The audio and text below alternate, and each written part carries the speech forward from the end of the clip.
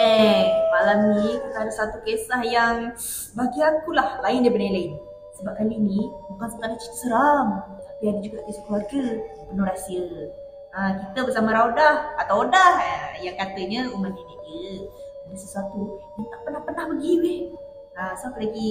Hai Odah, sedia nak kongsi cerita dengan kami? Okay, hai Ana, okay. Hai semua. Susahlah nak cerita sebab sampai sekarang pun aku rasa macam rumah tu hidup lagi tau. Aku ni dibesarkan kat rumah papan, rumah lama, 2 tingkat. Orang kata peninggalan arwah datuk dengan nenek aku lah. Rumah tu nampak biasa je dari luar tau. Tapi bila orang kata malam datang, dia mula berubah lah.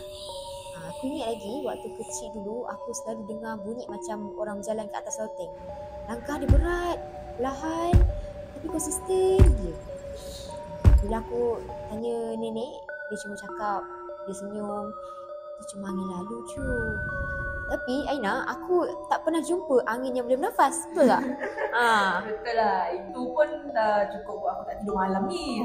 Maksudnya dari kecil lagi lah rumah tu memang dah ada benda-benda pelik. Ya, memang. Ada satu malam tu aku nampak nenek keluar bilik. Dia bawa malang kaca kecil. Aku nampak sebab pelita minyak suluh bayang itu panjang ke dinding tau. Jadi aku ikutlah daripada jauh. Dia berhenti bawah pokok manggis. Pokok manggis tu belakang rumah kita orang lah. Dia duduk, buka tudung kepala dia, dia mula baca something lah, aku tak tahu apa benda. Suara dia serak-serak, tapi nada dia lain sikit. Bukan macam nenek aku yang biasa, yang lemah lembut. Jadi masa tu aku rasa angin terus berhenti. Udara time tu jangan cakap, jadi sejuk. Bau bunga kemboja, dia mula naik kuat sangat sampai aku rasa loya. Aku lari lah masuk rumah, tak berani dah tengok lagi. Lepas tu rumah tu jadi makin pelik ke? Ya, memang. Lepas daripada malam tu, benda-benda pelik mulalah jadi. Pinggan jatuh sendiri, cawan retak, kucing aku ada 2 ekor, hilang tak balik-balik. Lepas ada satu malam tu, aku terjaga sebab rasa macam ada orang duduk kat hujung katil. Bila aku buka mata, aku nampak dia. Aku nampak nenek aku lah, senyum tapi mata dia hitam. Bila aku jerit, benda tu hilang lah. Tapi esok pagi, aku tengok nenek aku betul-betul tengah tidur. Lena dalam bilik dia. Tu memang seram tu. Lepas tu semua berhenti ke? Berhenti bila nenek aku meninggal dunia lah. Masa tu kita orang baru jumpa kotak kayu bawah lantai papan rumah kita orang tu. Dalam tu ada kain kuning, tasbih hitam, rambut panjang. Lepas tu ada sehelai kertas yang bertulis nama-nama ahli keluarga kita orang, termasuk aku. Nama aku dalam tu, dan surat tu merupakan surat tulisan tangan nenek. Dia yang tulis. Rahsia ni bukan untuk diwarisi, tapi untuk dikuburkan bersamaku. Jangan sebut namanya, dia penjaga rumah ni sejak sebelum kamu dilahirkan. Itu ayat tu antara ayat yang ditulis dalam kertas tu lah. So ayah aku terus tutup rumah tu, kita pindah. Tapi Aina, benda tu tak stop dekat situ je tau. Maksudnya? Sebab beberapa malam lepas pengebumian nenek aku tu, aku mula mimpi buruk lah. Aku berdiri depan rumah lama kita orang yang papan tu. Tapi waktu tu langit hitam, tak ada bulan, tak ada bintang. Lepas tu, ingat tak pokok manggis yang aku cakap tu? Pokok manggis tu bergoyang, walaupun tak ada angin.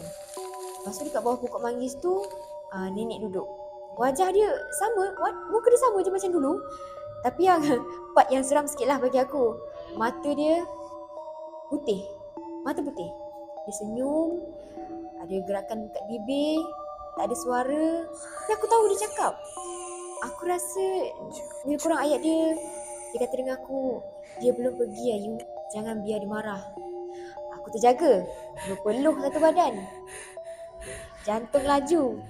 Masa tu aku perasan baju tidur aku ni berbau bunga kemboja tu. Bukan sikit tau, tapi kuat. Malam kedua, aku mimpi lagi. Kali ni, nenek aku datang dekat. Dia hulur balang kaca yang dulu aku nampak. Lepas tu dia kata perlahan je.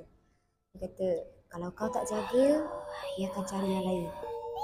Tapi bila aku nak ambil, balang tu retak. Bunyi dia kuat sangat sampai aku terjaga. Dan masa aku bangun tu, aku dengar bunyi orang melangkah atas shieling rumah aku. Sama macam dulu. Ya Allah, masa tu kau seorang dalam bilik. Lepas tu dah. Tadi kau ada cakap yang masa dalam mimpi tu, kau cakap nenek kau panggil Ayu. Ayu tu nama manja kau Sebab macam ni. Sebab dulu waktu aku kecil, nenek aku ni nak namakan aku Ayu. Tapi mak dengan ayah aku ni, dia nak nama aku Raudah. Jadi dia macam orang kata dia tak kesampaian. Tak kesampaian. Jadi dia panggil je aku Ayu. Ayu, Ayu. Jadi cerita dia sekarang nak panggil aku Ayu boleh, Raudah pun boleh. Macam tu. Mana-mana lah. Lepas tu dalam bilik tu kau seorang kan? Betul. Aku seorang-seorang. Lepas tu bila aku buka lampu, tak ada apa-apa tapi aku tahu memang ada something ada dekat atas tu. Tapi yang lagi pelik, esok pagi ayah aku call. Dia kata pokok manggis belakang rumah kita orang tu tumbang sendiri tengah malam tadi. Patah betul-betul dekat tempat nenek aku selalu duduk situ. Dia patah bahagian situ. Sejak daripada tu aku tak berani nak balik kampung lagi kan. Tapi dalam 2 tahun lepas, masa raya aku lalu depan rumah tu. Sumpah aku nampak langsir bilik nenek aku tu terselak sikit tau, macam ada orang tengah tengok. Maksud macam biasa, bau kemboja tu ada lagi. Aku rasa sampai sekarang aku ingat lagi bau dia. Segar, macam baru lepas kena sembuh. Meremang aku dengar ni. Takut. Tapi kadang-kadang kan, benda yang orang dulu buat tu mungkin bukanlah benda jahat, tapi macam niatnya untuk menjaga. Tapi itulah, cuma bila rahsia tu dah terbuka, mungkin penjaga tu dah tak ada orang nak dengar arahan. Dia tak nak dah dengar lagi. Betul, aku pun fikir macam tu juga. Sebab walaupun aku takut, tapi dalam mimpi terakhir aku tu, nenek peluk aku. Dia bisik. Dia kata, aku cuma nak lindungi kamu. Tapi kalau dia panggil, jangan sahut. Lepas tu sejak daripada tu, mimpi tu tak datang dah. Tapi sekali-sekala bila aku macam sunyi, aku still dengar lagi bunyi langkah tu. Perlahan je macam ada orang berjalan atas sebuting rumah yang dalam berkosong. Seorang tu. Tapi dan itulah kita boleh kata inilah kisah rahsia di rumah nenek. Kadang-kadang rahsia keluarga tak mati bersama orangnya. Dia cuma menunggu masa je bila dipanggil semula. Gitu. Okay guys, aku baru dapat maklumat daripada Oda. Okay, aku akan selitkan audio dia tau. Jujurnya, aku sendiri tak tahu kenapa aku rasa benda ni macam still lagi ikut aku. Lepas je mimpi terakhir dengan arwah nenek aku tu, aku fikir semuanya dah habis tau. Tapi rupanya, itu baru mula. Lepas tahun nenek aku meninggal, aku pindah bandar sebab kerja. Aku fikir bila jauh daripada rumah tu, semua akan tenang lah. Tapi lepas je a few months, macam-macam benda pelik jadi. Setiap kali aku mula baca Yasin malam Jumaat, tiba-tiba aku terbaru balik rumah kemboja tu. Dia tak kuat lah, tapi cukup untuk buat aku tahu yang sesuatu tu tengah dengar. Dia ada dengan aku.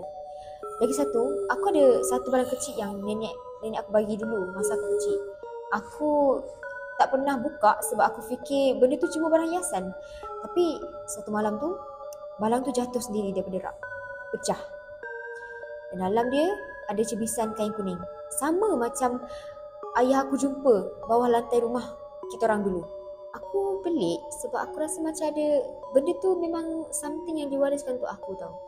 Itu yang aku fikir. Tapi mula-mula aku tak percaya. Cuma lepas tu aku mimpi nenek aku balik. Dalam mimpi tu aku nampak pokok manggis yang sama.